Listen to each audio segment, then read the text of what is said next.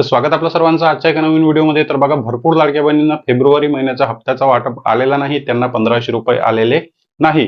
मग आता बघा, मार्च महिन्याचा हप्त्याचा वाटप सुद्धा लवकरच सुरू होणार. मार्च महिन्याचा हप्ता वाटप सुद्धा तुम्हाला मिळणार की नाही या गोष्टीची गॅरंटी नाही, कारण यापैकी भरपूर बहिणींचे जे आहे ते नोव्हेंबर, डिसेंबर, जानेवारी, फेब्रुवारी पासून, काही बहिणींचे नोव्हेंबर, डिसेंबर किंवा कोणत्याही महिन्यापासून पैसे बंद झालेले आहेत. फेब्रुवारी महिन्यामध्ये सुद्धा खूप जास्त संख्या बहिणींची आहे की पैसे बंद झाले.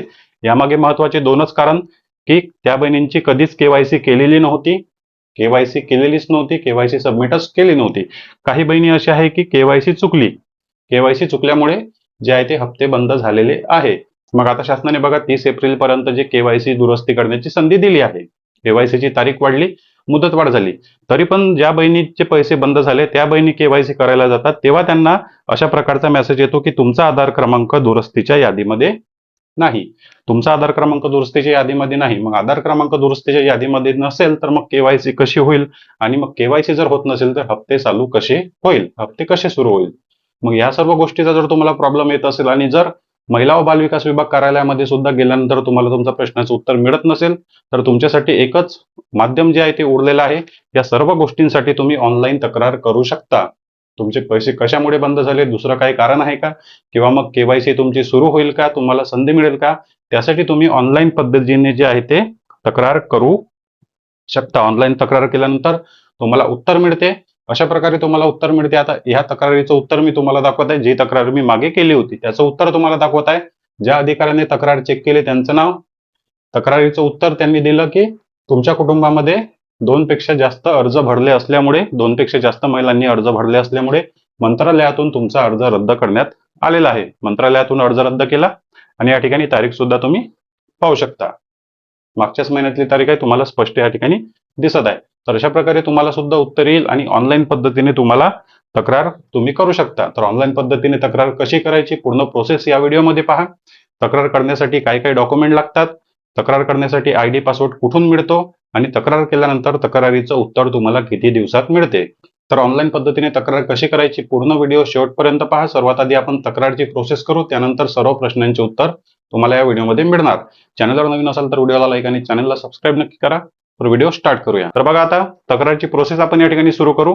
तर बघा, सर्वात आधी लाडकी बहीण योजनेचं जे काही वेबसाईट आहे, ऑफिशियल वेबसाईट आहे, ते ओपन करून घ्यायची. त्यानंतर या ठिकाणी अर्जदार लॉग इन बटनवर आपल्याला या ठिकाणी क्लिक करायचं आहे. जास्त वेळ घेणार नाही, फटाफट प्रोसेस तुम्हाला या ठिकाणी सांगत आहे. त्यानंतर या ठिकाणी बघा, आयडी पासवर्ड मागितला जातो. या ठिकाणी आयडी टाकायची आहे. या ठिकाणी तुम्हाला पासवर्ड टाकायचा आहे. आयडी पासवर्ड कुठून मिळेल ते सुद्धा पुढे तुम्हाला सांगणार आहे. त्यानंतर हा कॅप्चा कोड आहे, सेम टू सेम या ठिकाणी कॅप्चा कोड फिल करायचा. त्यानंतर या ठिकाणी लॉग इन करायचं. लॉग इन वर क्लिक केल्यानंतर या ठिकाणी बघा, आता तुमचा या ठिकाणी केलेले अर्जवर क्लिक करायचं. त्यानंतर जे काही अर्ज तुम्ही या वेबसाईटवरून, जे काही अर्ज तुम्ही आयडी पासवर्ड वरून भरलेला आहे, ते सर्व अर्ज तुमचे या ठिकाणी ओपन होतात.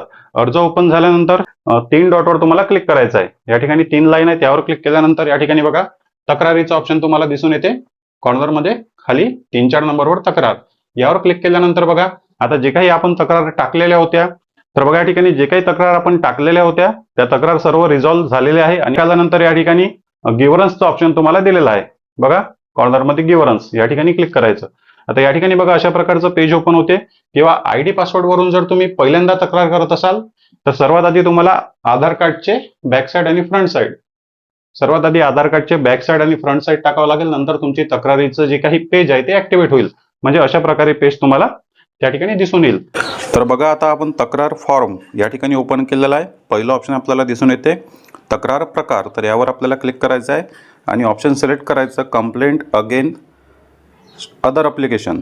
स्वतःची अप्लिकेशन असेल तर माय अप्लिकेशन, दुसऱ्याची अप्लिकेशन असेल तर मग अदर अप्लिकेशन या ठिकाणी सिलेक्ट करायचे. तर आपण सिलेक्ट केलेले आहे.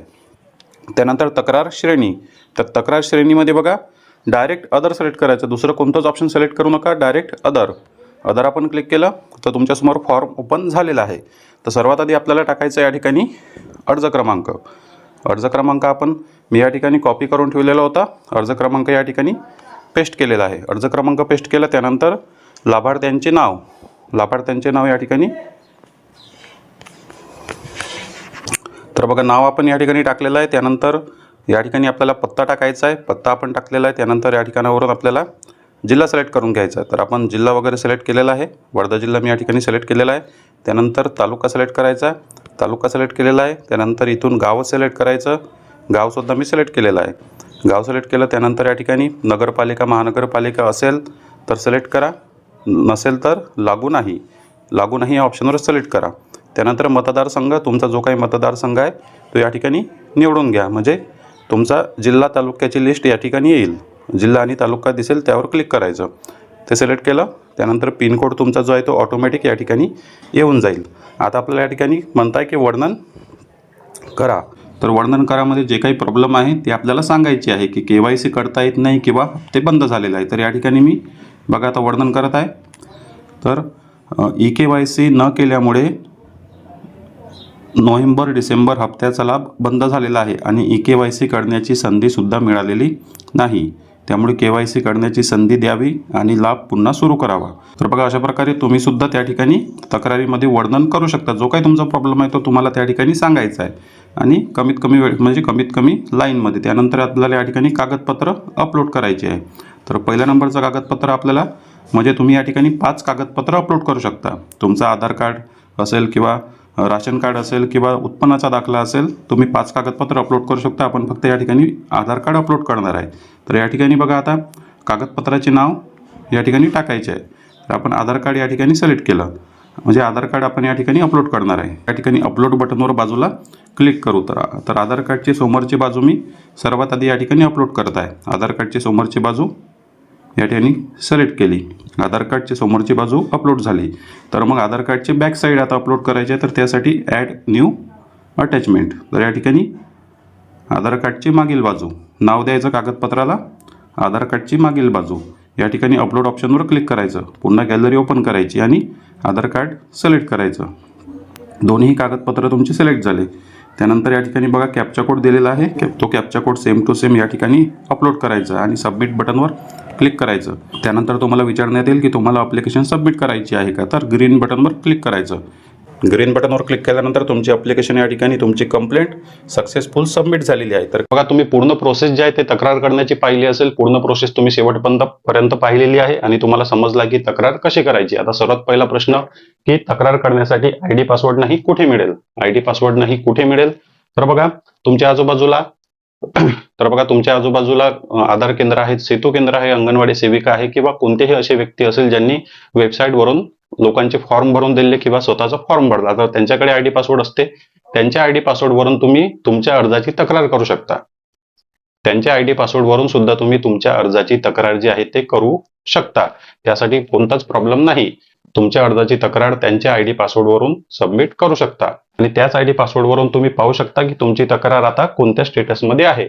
आता 3 तक्रार रिझॉल्व्ह आहे आणि या 2 तक्रार आपण टाकल्या तर त्या बघा रिव्ह्यू मध्ये तुम्हाला या ठिकाणी दिसत आहे. रिव्ह्यू मध्ये आहे म्हणजे ते शासनाकडून चेक केल्या जातील आणि त्यानंतर 15 दिवस 20 दिवस ते 1 महिना या प्रोसेससाठी लागतो शासनाकडून तक्रारी चेक करण्यासाठी, त्यावर रिझॉल्व्ह करण्यासाठी. आणि तुम्हाला गडबड करता येणार नाही. शासनाकडून जेव्हा उत्तर येईल, तक्रारीचं निवारण होईल, तेव्हा तुम्हाला सांगण्यात येईल की तुम्हाला KYC ची संधी मिळेल की नाही किंवा मग तुमचे हप्ते पुढे सुरू करण्यात येणार की नाही, कोणत्या कारणामुळे पैसे बंद झाले, समोर हप्ते सुरू होणार की नाही, सर्व तुम्हाला तक्रारीच्या उत्तरामध्ये जे आहे ते शासनाकडून माहीत होणार.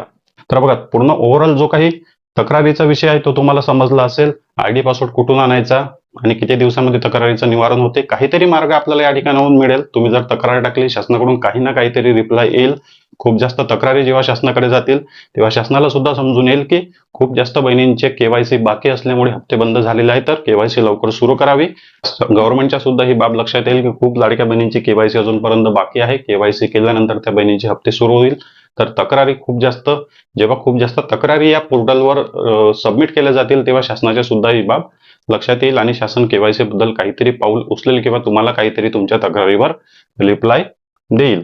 तर बघा अशा प्रकारे तुम्हाला तुमची ऑनलाईन तक्रार सबमिट करायची आहे. दुसरं बघा शासनापर्यंत तक्रार पोहोचवण्याचा दुसरा कोणताच मार्ग नाही. अशा प्रकारे फक्त तुम्ही ऑनलाईन पद्धतीने तुमची तक्रार सबमिट करू शकता आणि तक्रारीचं उत्तर मिळण्यासाठी वाट पाहू शकता. तर अशा प्रकारे तुमची तक्रार सबमिट करा आणि ID पासवर्ड तुम्हाला मिळाला किंवा तुमची तक्रार सबमिट झाली का कमेंट बॉक्समध्ये नक्की सांगा. या व्यतिरिक्त आणखी काही प्रश्न असतील तर कमेंट बॉक्समध्ये विचारा. चॅनलवर नवीन असेल तर व्हिडिओला लाईक आणि चॅनलला सबस्क्राईब नक्की करा. भेटूया नेक्स्ट व्हिडिओमध्ये. धन्यवाद.